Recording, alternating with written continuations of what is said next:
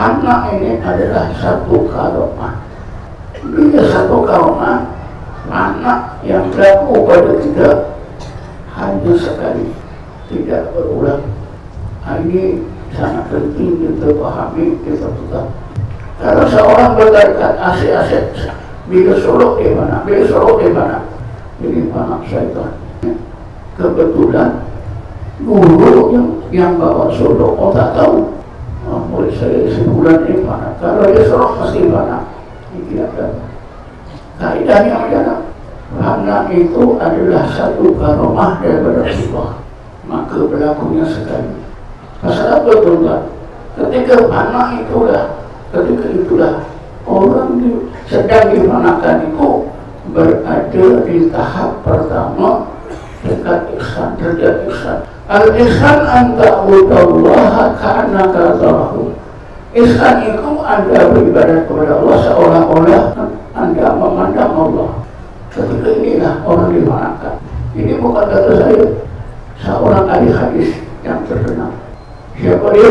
Ibnu Rajab Hambali, meninggal dunia tahun 795 Hijrah, meninggal dunia di akhir abad 8 Hijrah.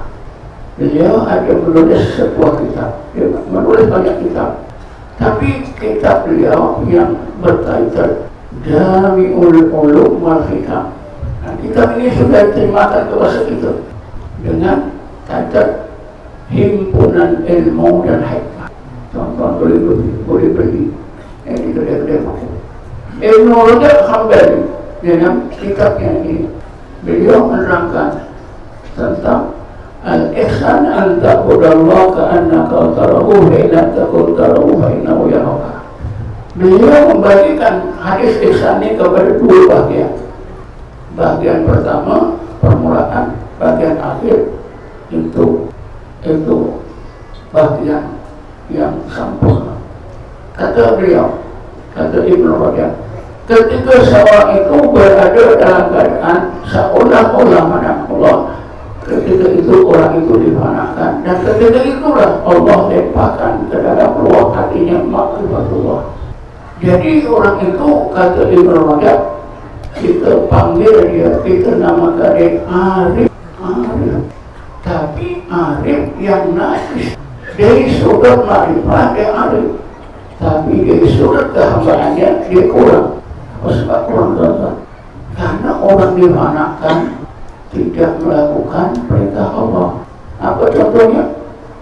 Ashabul Kahfi tinggal dalam gua salah satu mi'atin sinina wa zadu tis'ah. 309 tahun Ashabul Kahfi dalam gua, tidak beribadah, tapi tidak berdosa karena sedang dimanakan.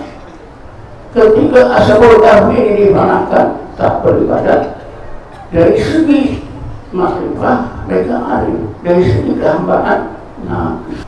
Jadi karena itu tuan-tuan, Ibnu Rajab kembali kata, bila seorang itu sampai derajat ihsan, tahap yang pertama dia adalah seorang arif billah an-naqis.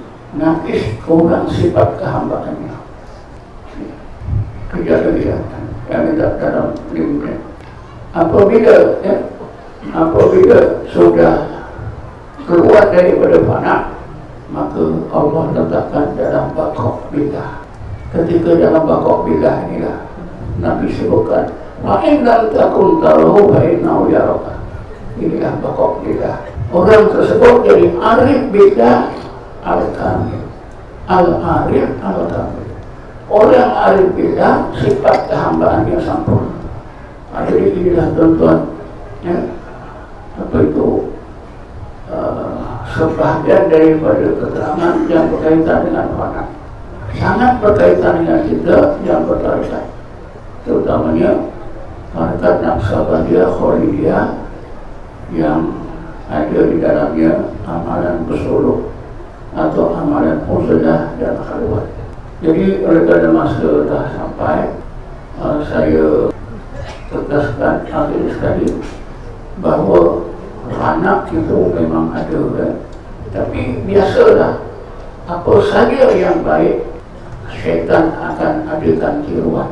Jadi jangan lupa. Apa saja yang Allah ajar, kebaikan yang Allah ajar, setan adakan tiruan. Anak juga setan adakan tiruan. Nah, sebab itulah kita perlu paham. Jadi sebagai setakat ini saja. Wallahualam. Assalamualaikum warahmatullahi wabarakatuh.